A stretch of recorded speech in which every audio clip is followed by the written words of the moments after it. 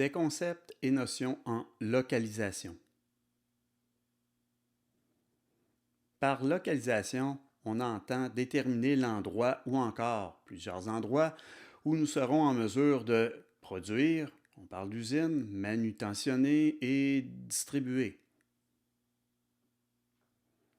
Il s'agit donc de concevoir ce qu'on appelle un réseau, on va dire un réseau logistique, qui va évidemment maximiser le rendement du capital investi par les propriétaires de l'entreprise. Il s'ensuit qu'il s'agit d'une décision stratégique. Et par localisation, on parle de configuration. La localisation affecte évidemment à quel point on peut être près du marché. Ça peut affecter positivement ou négativement là où sont les concurrents. Ça se fait aussi dans l'autre sens. Là où sont nos concurrents, ça peut faire en sorte qu'il soit difficile pour nous de s'installer à cet endroit. La localisation affecte évidemment à quel point les ressources sont disponibles et à quel coût. Une étude de localisation est généralement en deux temps. On l'approche d'abord par un angle large, l'angle macroscopique.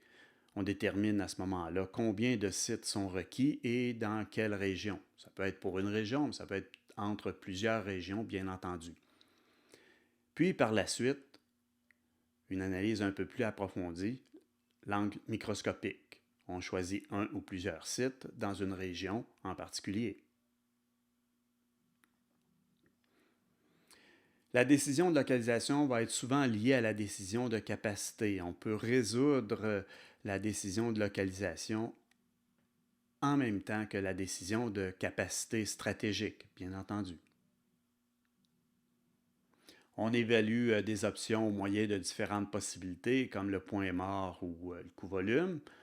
Encore une fois, les méthodes par pondération et autres multicritères. On peut utiliser ce qu'on appelle le centre de gravité, de l'optimisation mathématique. On peut même simuler un réseau logistique. La méthode du centre de gravité, elle consiste essentiellement à déterminer un point central, on va dire de distribution, pour rejoindre n sites. Et on a les coordonnées de chaque site à desservir. L'idée, c'est de minimiser ce qu'on appelle le coût de distribution, qui n'est pas nécessairement un coût financier. Centre de gravité sera donc une coordonnée moyenne en x, y dans un plan cartésien et c'est à cet endroit que l'on devrait positionner le point central de distribution. Par exemple, si nous avons différents points à desservir, de cette manière-là, en coordonnées, le centre de distribution va être à peu près au milieu des points à desservir. Et dépendamment si on a des points qui sont plus importants que d'autres à desservir, la coordonnée moyenne sera plus ou moins près de cet autre point important à desservir. Quand la quantité à livrer à chaque site est la même, essentiellement la coordonnée moyenne va être à peu près au milieu de l'ensemble des sites à desservir, tandis que si la quantité à livrer à chaque site n'est pas la même, c'est là qu'on va tenir compte de cette quantité à livrer entre les sites et les quantités les plus importantes vont faire en sorte que le centre de gravité va tendre vers ces points plus importants. La méthode du centre de gravité ne prend pas en considération d'autres éléments comme le coût et les contraintes géographiques. C'est plutôt après coup qu'on va s'en rendre compte. On peut utiliser l'optimisation mathématique pour résoudre la notion de localisation des installations. Supposons qu'on veut localiser 3 entrepôts et qu'on a 3 centres potentiels. 3 entrepôts, E1, E2, E3, et 3 lieux potentiels. Combien de possibilités avons-nous? On en a 6 possibilités ici. Si plutôt on a encore nos 3 entrepôts, 1, 2, 3, mais cette fois que nous avons 4 sites potentiels, le premier entrepôt à placer, peu importe lequel, il a 4 possibilités, mais un coup qu'il est placé, le deuxième qu'on va ensuite placer, il y a 3 possibilités, pardon, et le troisième, il reste 2 possibilités. 4 fois 3 fois 2, ça donne 24 possibilités. Et si plutôt nos 3 entrepôts, nous avons 5 sites potentiels. Le premier entrepôt, il y a 5 choix. Le deuxième a 4 choix. Et le troisième a 3 choix, ce qui donne 60 possibilités. En fait, c'est le nombre de permutations qu'on a de X entrepôts parmi N sites potentiels. Dites-vous une chose, si nous avons, supposons, 20 magasins à ouvrir et que nous disposons de 50 sites potentiels, le nombre de permutations est 1,15 fois 10 exposant 32.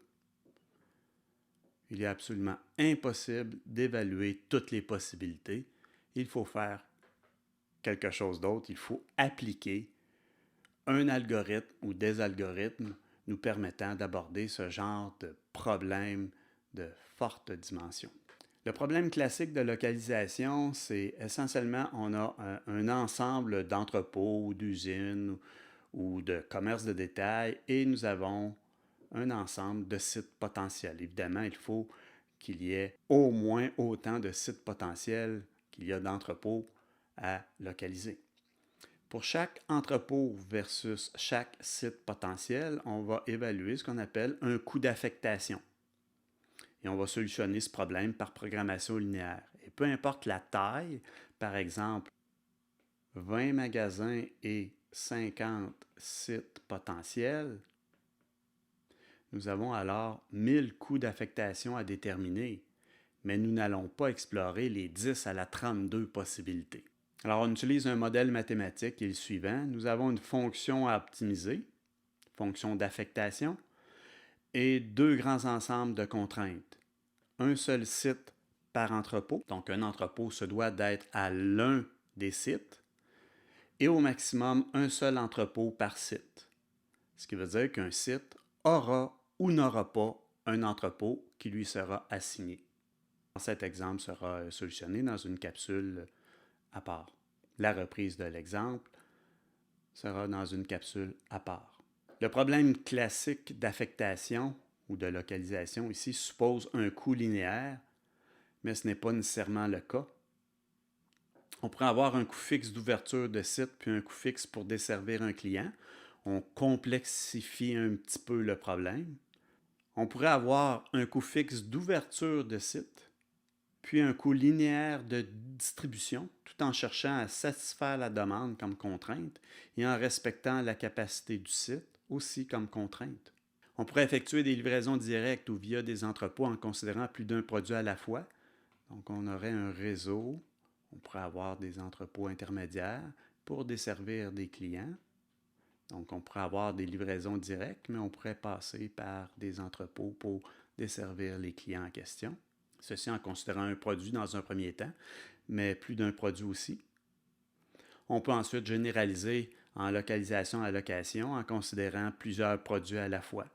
Nous n'avons qu'un aperçu ici de ce qu'on est en mesure de faire en localisation. On va utiliser des logiciels appropriés pour la prise de décision. Regardez la figure de gauche ici. Une situation dite actuelle, donc avant changement. On analyse la situation et une nouvelle proposition est faite, la figure de droite. Remarquez que le gros centre de distribution ici, dans la situation actuelle, change de mission dans la nouvelle situation.